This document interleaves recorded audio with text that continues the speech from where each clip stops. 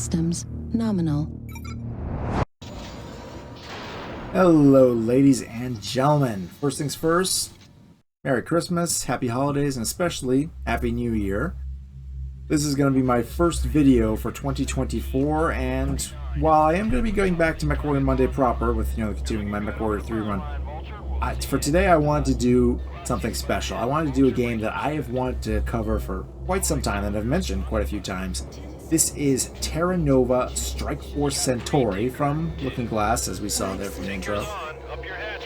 This is a tactical first-person shooter slash power armor sim. Not quite a mech sim, as we'll see, but it's very much in line with you ever read the novel Starship Troopers? Well, as you can see, yeah, this kind of stuff. That is exactly the kind of thing a mobile infiltrator will be wearing, with the same survivability, unfortunately, in this case. Oh, he's in trouble. Yeah, you really should use your recon drones, man. This is not the kind of thing you want to jump in blind. Yep. Goddamn hegemony. So yes, Terra Nova Strike Force Centauri. This is a game, ironically named Terra Nova, because last Christmas I did the video on Heavy Gear, which takes place on Terra Nova, so that's kind of funny. Made by Looking Glass, same people who made Ultima Underworld 1 and 2, System Shock, of which there's quite a few similarities, as we'll see. Eventually the Thief games would come after this, as well as some flight sim, some very well-regarded flight sims. A simulator kind of feel to it that gets into this as well. This game came out in March 5th of 1996 and did not do well. There was quite a few problems with during development that resulted in delays and budget, budget bubbling up to untenable levels. And unfortunately, it resulted in a game that was critically successful, got rave reviews from everybody who played it, but sold about 100,000 copies. Could not recoup its budget, unfortunately, which caused some problems. So, let's go to a quick new game here, skip the intro. This is New Hope Control to cargo ship Karpov. You are cleared for approach. Coordinates 5 by 56. Roger, New Hope Control. Oop, he's having trouble.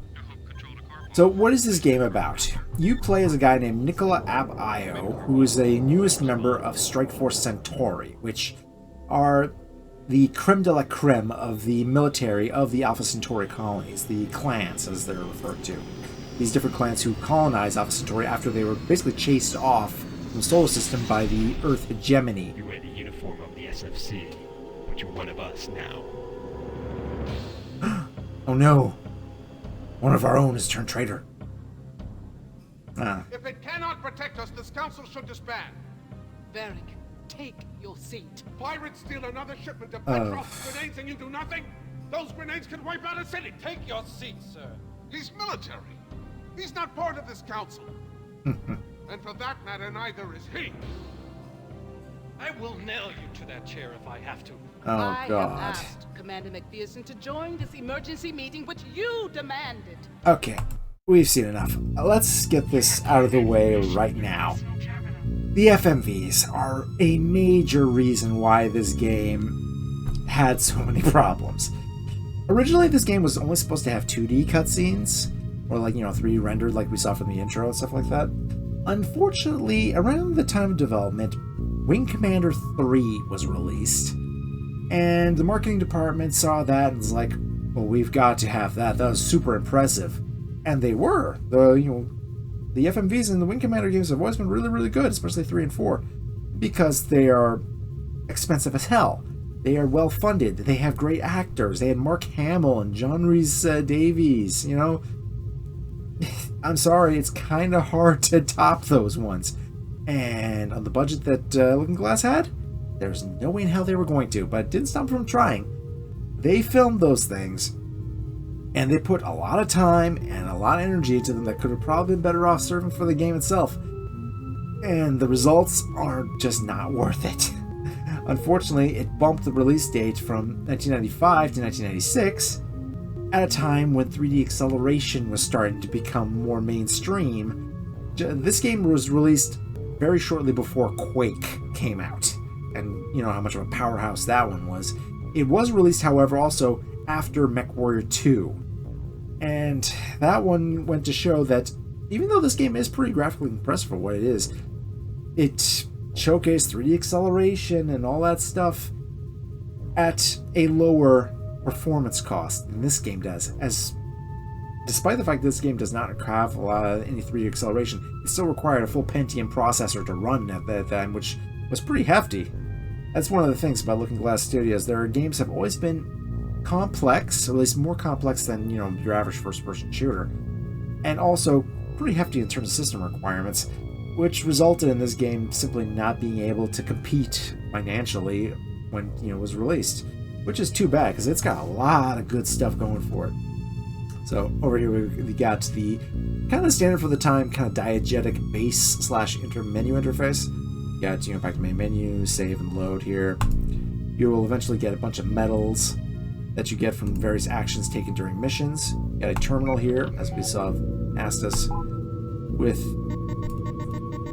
welcome to the base, all that stuff. It's also got a bunch of other stuff, news from the SFC News channel. All the stuff's information of what's happening currently. You got your library, which gives you a whole bunch of in-universe background. Lots of cool stuff, like, you know, all the different 12 clans of the Centauri colonies of New Hope and Thatcher. Brief description, listed by planet, where they live on the planets, everything. You've got, you know, description of the planets themselves, physical characteristics, gravity, all that stuff.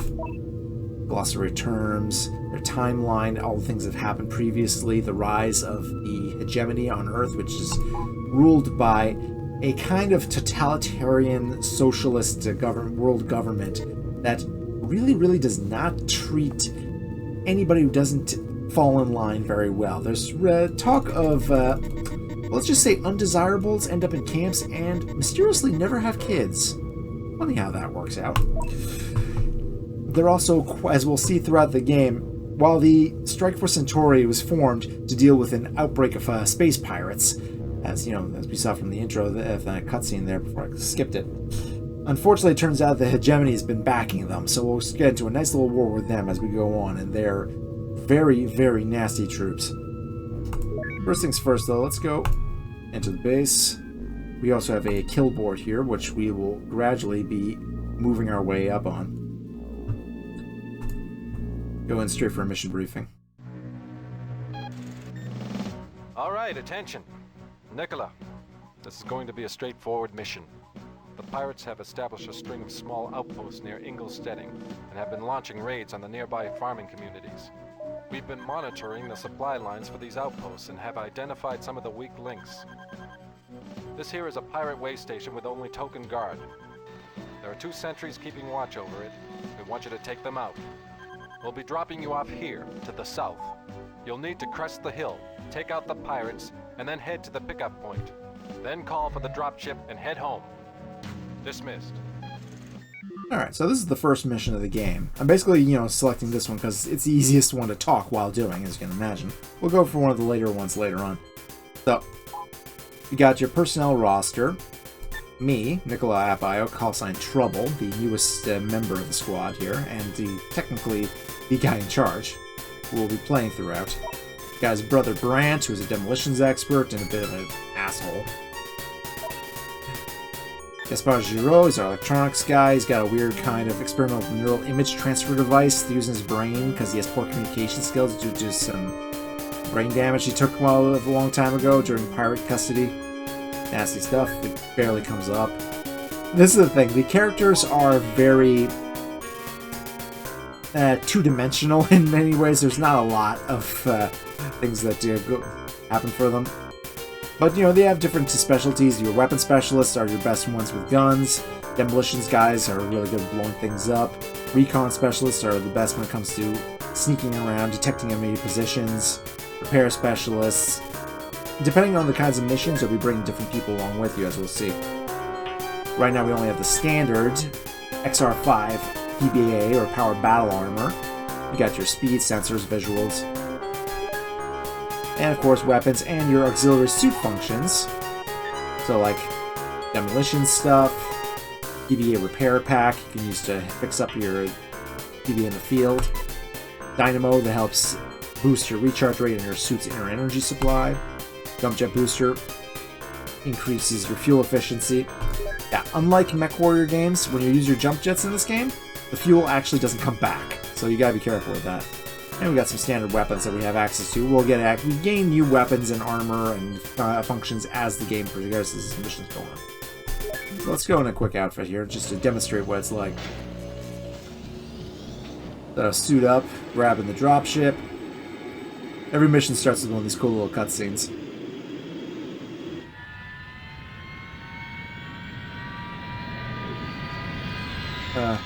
Admittedly, if the game had been more like this, or if the cutscenes had been more like this, or more like the ones that they do for later on in Thief, which are far more economical, I think this game could have probably been a lot better. And oop, there we go. And I'm dropping in. So right over there is the enemy position, but we're going to be moving off a little bit first. Just demonstrate. So, control-wise, it's fairly simple. You can tell this is the same people who made Ultima Underworld System Shocks because the controls are basically the same. W, A, D, if W is run forward, S is move forward slowly, so just walking. A and D turn you, X and C are strafe, and Z and C are strafe, and X is move backwards. It takes a little getting used to, especially if you're, from the WASD generation, obviously. Also, if you hit Shift, you do a little bounds, which costs you a little bit of fuel, but actually do speed you up quite a bit. So that's always useful. Now, you also have all your multifunction display stuff. So, for instance, here I can see what's happening behind me, which is always handy. You've got your map, which is huge. This game, the rendering technology used for the environments really explains why you needed some hefty system requirements for it. In here, put on your squad info on and off, turn on your sensor range, which is even useful for determining that. F11 is your weapons ranges, and depending on your weapons, as you can see, it changes up. Right now I have a laser, which is... Also, the really cool thing is that I can actually still see what I'm doing and control myself even with my HUD currently occupied with something else, which is really handy. Let's switch this out. If I go here and move the map here to the Pirate Way Station, put down a nav point, which shows up on my map. And there it is. You can switch out your weapons either with the number keys 1 through 4 or by just clicking on here. Got 2 lasers, got the multi-pulsar, which uses a bit more energy, and there's cool little water effects too. Look at that. 1996 this game came out, so even if it doesn't have 3D acceleration, it's actually pretty impressive in terms of its little extra bits. Smoke grenades, which as you can imagine, but they also have some edge functions. Fire off them. And as you can see, smoke grenades act as hard cover against energy weapons. That can be pretty useful in a firefight if you're willing to bring them along with you. You got my dynamo here, which I automatically on, so it automatically recharges my energy here, the green bar, at twice the normal speed, so this laser I can just keep firing like that. The laser is short range, but it's kind of useful, even though it's low damage, because it's really good against drones or weaker enemies, and it can fire really, really quickly without using up too much energy, which, if you use your jump jets, it's drained pretty quick. But look at how high I can go. Look at this. And that's huge. And then I can look down, and there's no damage from dropping. You can turn on that jump jets from here as well. I can turn on infrared, which is really handy for night missions, obviously, but also for bad weather. Helps pick out enemies in terrain. Got a zoom function. Always handy. I also have drones here. Drone launched. So let's see. Switch over to drone view here. I can do that. Switch over to the map. Now let's go and take a look at that Pirate Way Station.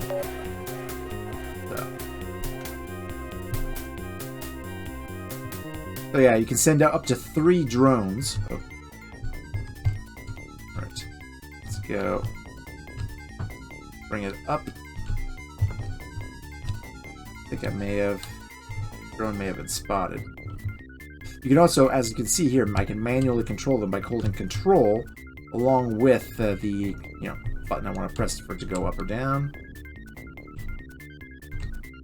Bring it up. Let's take a look. Oh, and there we go. Pirate Operations Post. And, okay, zoom in a bit. There they are. There's the pirates. 2 of them there. And then, of course, as you can see, I can still use my HUD here. Watch. And recall my drone. Enemies can spot your drones, and they can't shoot them down, which is why you only have 3 of them. Switch weapon. I can also switch my status here. Take a look at that. My different subsystems, which can be damaged and destroyed. It's one of the reasons having the universal backup ASF is kind of useful, because it can repair those in the field. Armor levels. The armor levels are also represented here by this little crucifix, the cruciform thing. You got your front armor, left armor, right armor, and back armor. These things regenerate slowly over time. Your health up here, though, doesn't, so you do want to be very, very careful about that. As soon as something goes down to 0 here, your health starts taking damage, and when it does, you die. And they die in one of the grislier death animations outside of MechWarrior 2 Mercenaries. Yeah, so you don't want to. You want to avoid seeing that. There we go. Get a little bit there. All right, let's take care of these pirates. This is going to be an easy mission, but it's good for demonstrating things. Also, blow up trees. Trees make for good cover. Let's switch to infrared. There they are. So you lock on.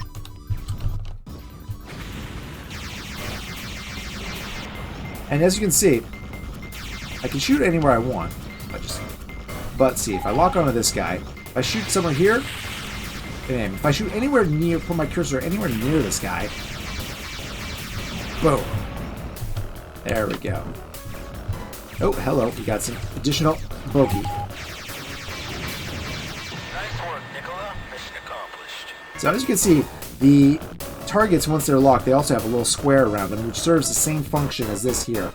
You can see the top, bottom, left, and right change of colors as it takes damage, and the bar at the bottom, which covers their health. So let's, just as you can see here. So right now all their damage stuff is taking damage. And kablamo. Alright, so let's head off to pickup. So when you want to call in end the mission, you have to call in the dropship. So just click on this, or as you can see that from the tooltip there. There it goes. Yeah, hit enter. Wait a second, leader. I've got a touchdown. Yeah, okay. He already made it there because I completed stuff. But you can actually leave missions early if you have to. And there's your dropship. There we go. Yeah, be careful when you lock onto friendlies. It's really good for telling what their status is, but if you do shoot near them, you are going to hit them, so don't do that. Roger out. Hit enter again, and mission's over. And then back to base to get your debrief screen and continue on where you left off.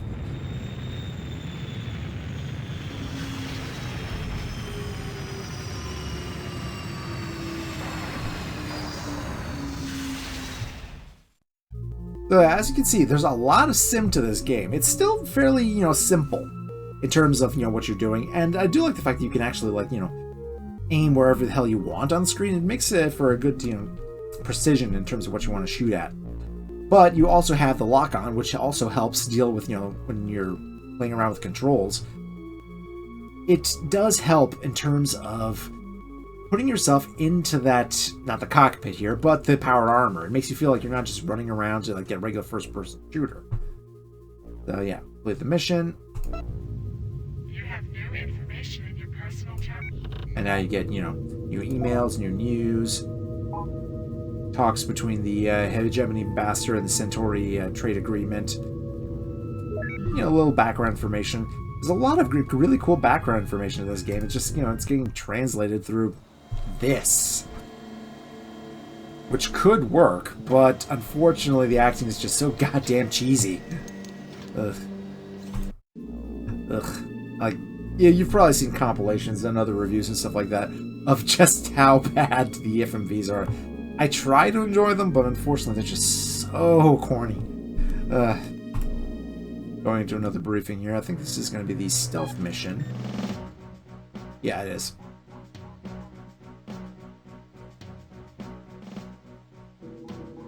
Pirates have taken over the Cameron locks, captured a supply ship, and shut down the waterway. No, it's The not. new Vanguard, it's our job to shake things up. Okay, no, it's not that one. Would have been good to show that one, but okay. Here we get your first operation with an actual squad mate. So let's just... Standard New Hope terrain. Shouldn't have any problems. Yeah, standard New Hope terrain. So from here, let's see what we can do. We've got our walker here's weapon specialist. And from here, we can give her different orders. Move here, follow me, stop and wait, go to nav point, go to pickup, follow a path, which basically means you click up to 4 waypoints, which she'll then follow. Done. Roger that. And there she goes. And for that matter, then tactics, Affirmative. aggressive tactics, engagement, attack at will, which is default. Walker and gate incoming. Fight is on. Bogey down. I count 2 of them. Let's get the multi-pulsar out.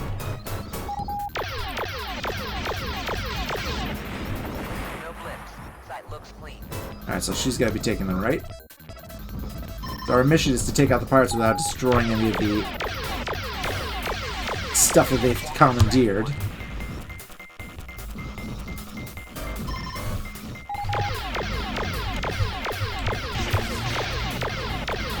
Bad guys in range. Heads up on discharge leader.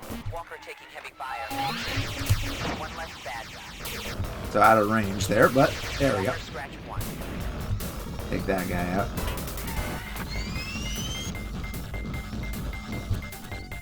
So don't blow up the barge. Gotta get a nice big leap. Oh, got a target. One less bad guy.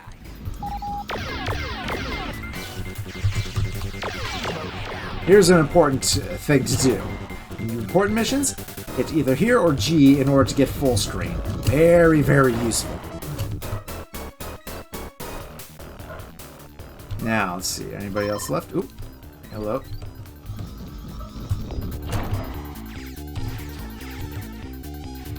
There they go.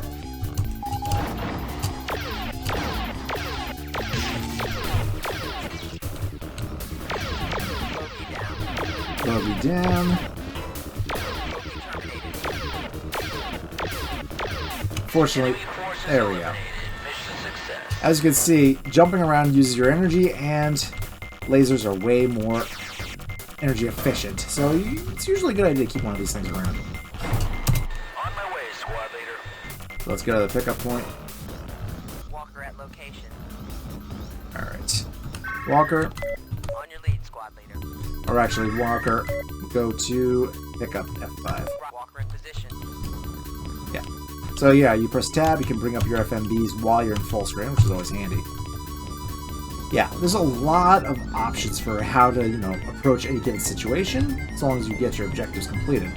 So I could have, had them go had Walker kind of be more cautious, or just rush straight in. Use the various ASFs, depending on what you have available. Send in drones to recon ahead of me. All sorts of cool stuff. Let's go here. Yep. Everybody's okay. Complete all our objectives. You have new info. It's new info. Oh, You ask me, the whole thing's creepy. I mean, what's the commander doing hanging out with that hog ambassador? Maybe he's open to new ideas. Maybe he's not a prejudiced simpleton like you that's been overbred through the centuries. Yeah? Or maybe, Ashford, he's just so sick of your yammering, he'll talk to about anybody that comes along. yeah, we're mostly sick of your yammering. Yeah. Three guesses who turns out to be a bad guy. First two don't count. This one is the stealth mission I was referring to. Just gotta skip through that. You finally got a scout suit for this one, and the EM emitter, which is a kind of grenade launcher that fires non-lethal electromagnetic pulse grenades that light up enemy PVAs within range, so it's very useful in that regard. So yeah, EM emitter. Do not have the EM dampener, which is an ASF that comes in very handy there. As you can see, the scout suit only has 2 weapon slots, but it moves faster, has way better sensors. So as you can imagine, and the fun helmet. As you can see, way bigger sensor cameras on that thing. And wee camo pattern as well. It's usually a good idea to equip your scout, your scout people with those things, because it means they'll be far more effective when it comes to finding out where the enemies are. So, got 50 rounds worth of EM emitter. So we gotta get all the way over there to the pirate base. But of course, we can't be spotted. So, how do we deal with that? We deal with it by firing these things every which way, thus making sure we don't accidentally run into anybody.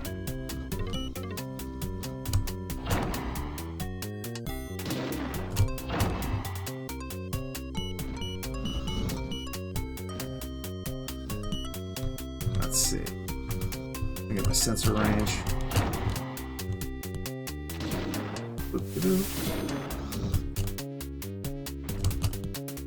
Come on. There we go. Yeah, this thing can move pretty quick.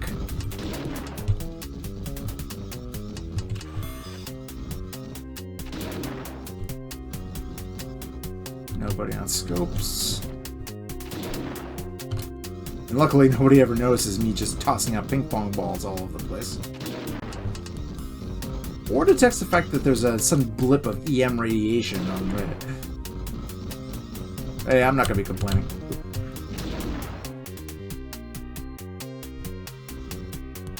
Nope. Okay. Stealth missions are a lot like this. You basically just start shooting off a whole bunch of these things around. But it is a nice little change of pace from the destroy everything or escort X to stay out of his range. So you kind of lock onto him and see what he's doing. Alright, so let's see. Target's over there.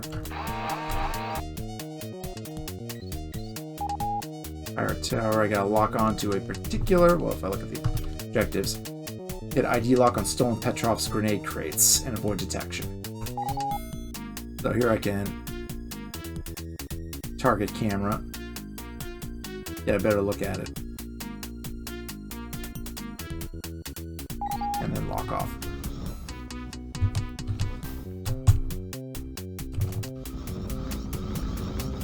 Back away.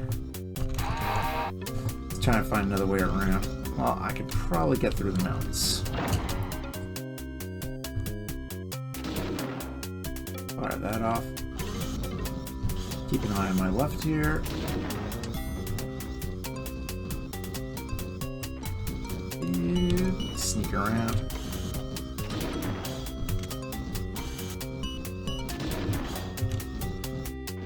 Oh. Right there, okay. Let's avoid these guys. You can definitely tell that this would eventually get... The people who made this would probably eventually make a full stealth game, let's face facts. Ooh, a whole bunch of guys over there.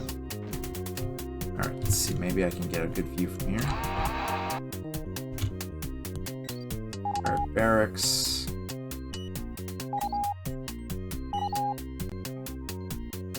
Nope, still nothing there.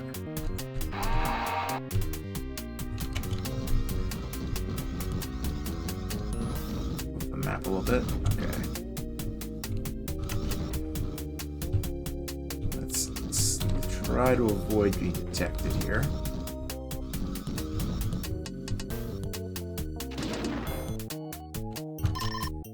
Whole bunch of these bastards.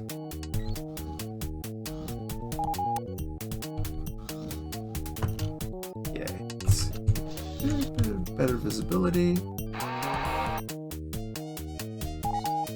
Pirate depot, pirate lights. Need to lock up. There we go. That's a Roger on that ID lock, squad leader. Let's head out. At the pickup point, ready and waiting, squad leader. Perfect. Alright. Well, that was easy enough. Stealth missions... I think we should probably move. Yeah, incomplete. Let's... Uh-oh. Ah, crap, they spotted me. Let's get to the pickup point.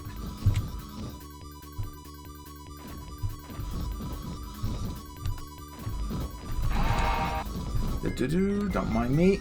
You'll have to get over here before I'll open up the hatch. Yeah, I figured as much. Oh, there they are. Let's get out of here.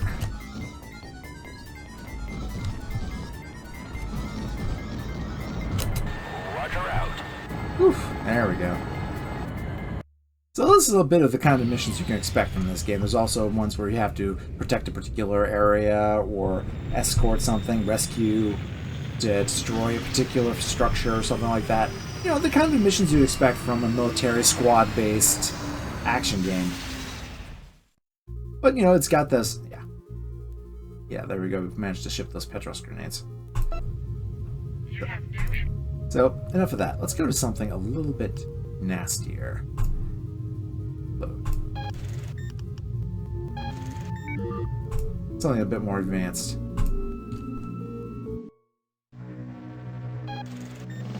We've got an emergency on our hands. A group of hegemony troops is raiding Bishop Stedding, a small village only about 80 clicks from here. Nicola, I want you to lead a team to recapture the village. Speed is essential. Every second wasted means more danger to the civilians. Assault with extreme caution. We want to keep damage to the buildings and the villagers inside to a minimum. We'll be dropping you here at the eastern edge of the village. You'll have a full map of the Stedding in your suit. Dismissed. Alright. And we get a new weapon here with this mission, the thermal disruptor. It's basically like a big old microwave, big old maser or microwave beam. That as soon as you damage the armor, it can cook somebody from the inside out inside their suit. So, nasty. I do enjoy it quite a bit. The railgun is another weapon. We got a bunch of other weapons here. There's even some other ones that are coming later. Missile launchers, magnetic accelerators, all sorts of cool stuff that you gain as you continue playing. Let's see who we got available. Do we have any weapons, guys? Gomez. That's... all the rest of my people are out. So yeah, you can't always decide who you bring with you. You got some people who are all the way on mission, other people are injured, you can't do anything for a little bit. But, you know, you do your best with what you got. So let's see. Place that with heavy suits. The heavy suits, these bad boys here, can equip up to 4 weapon slots and can equip heavier weapons that you don't have access to with the other ones. They are slow and they don't have as good as sensors, but goddamn can they take some punishment. And for this kind of mission, it's very handy, so let's give them all this. Let's see. Skylar in as well. It's got a demo pack that might come in handy, but demolition packs aren't that useful for this mission, since we're trying to avoid blowing up buildings. Let's bring in some of the repair packs, kind of handy.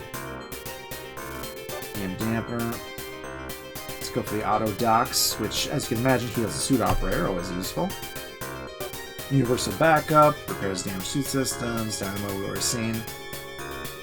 Let's go with the auto dock as well.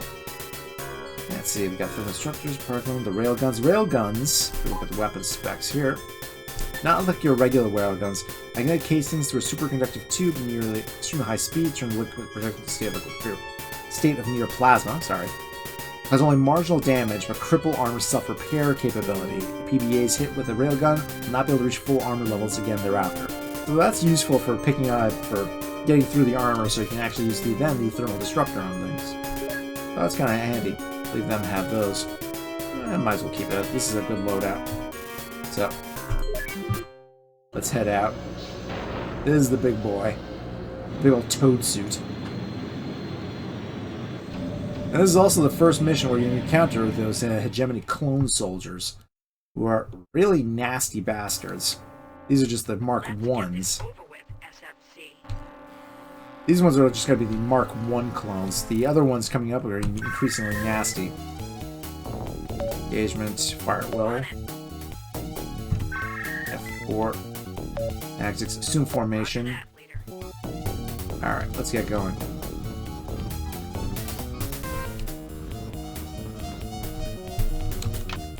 And also... Drone launched. Launch drone, recon, area.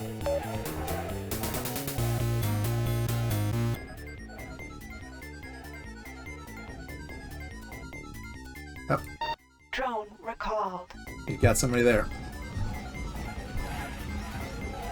Yeah, we got incoming.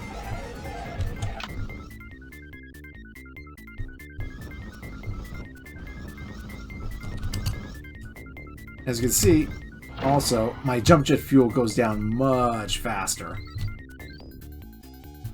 Dude.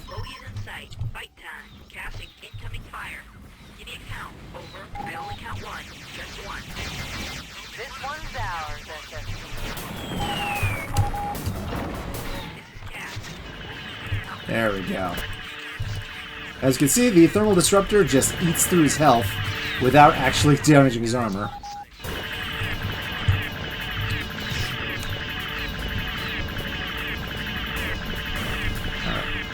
Dodge fire. Particle beam. Which is the laser's slower, angrier cousin.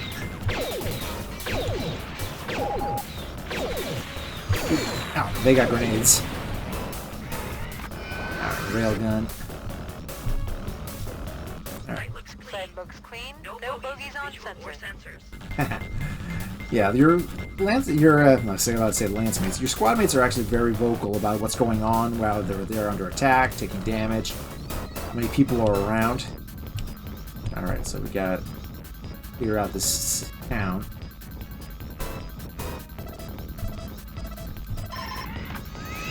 Oh.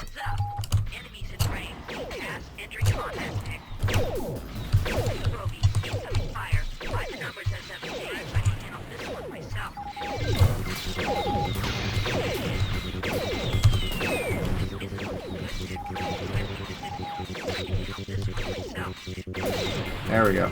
Oh, we got incoming. Scout PBAs. The Hegemony doesn't have the same level of powered armor technology. We're gonna take this one, leader. Battle looking good, leader. We're gonna take this one, leader. This is the... There we go. That's the railgun. Enemy down. Scratch one bogey. Shit.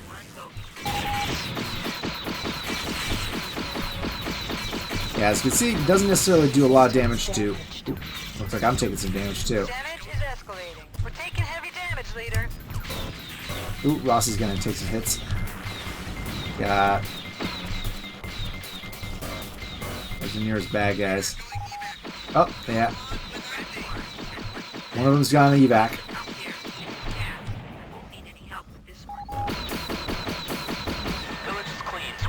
There we go. So yeah, the nastier missions can get pretty hectic, as you can see, especially when you're dealing with a lot of stuff around there. Knowing your surroundings and being able to use your squad mates effectively definitely helps. Although, in this case, despite the fact that these ones aren't mostly, aside from Gomez here, aren't weapon specialists, they did pretty good. So I'm just going to call in. Already on my way. Call them over to pick up. Your AI in the game doesn't really require all that much hand-holding to be effective, which is good.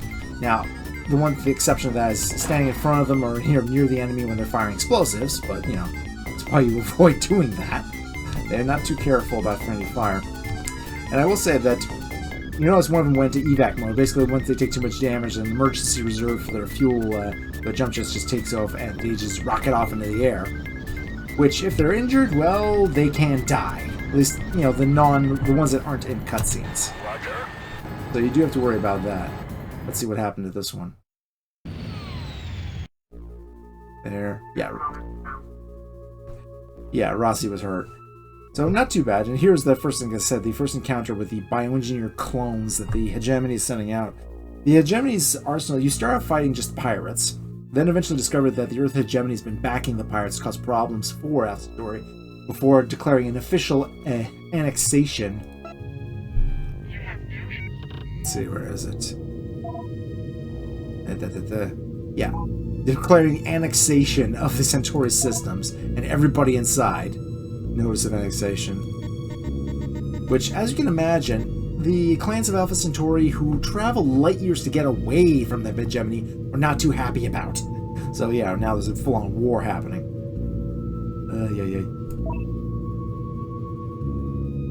And of course, then you can review enemy forces here. Clone Warrior Mark 1. So those one of the cautious with these cybernetic warriors. Yeah, they're force-grown clones implanted with a bunch of cybernetic implants and weaponry and just sent out in mass. And of course, these are just the Mark 1s. The Mark 2s and 3s are just as nasty, if not worse, of course. These are the different PBAs of the Hegs, or Hogs. Frickin' hedgehogs. Pirates. Using, hand-me-down stuff, not exactly the most dangerous, but still. And of course, lots of drones that you can end up dealing with as well. They even also have mechs, which would be cool if you'd be able to ride in one of those, but you're not going to be doing that. But yeah, there's a lot of good stuff here. And it plays really, really well. It just takes a little bit of getting used to deal with the, the S going forward instead of, backward. But ultimately, it's not that complicated. Terra Nova Strike Force Centauri. This thing, if there was a game that I really wish got a proper remaster or remake or spiritual successor, it's this one. Night Dive Studios published this version of Terra Nova, which is the one that's on Steam and GOG that you can get these days for dirt cheap, let's face the fact. And they're the reason why this game runs so well on modern systems.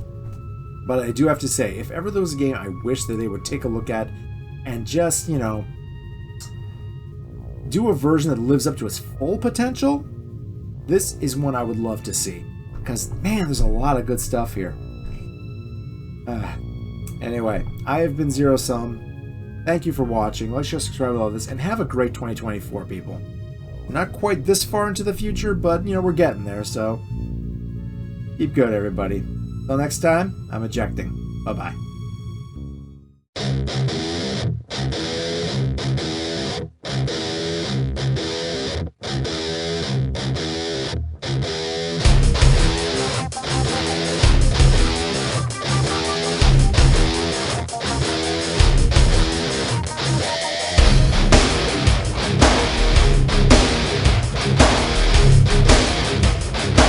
All primary objectives complete. Mission successful.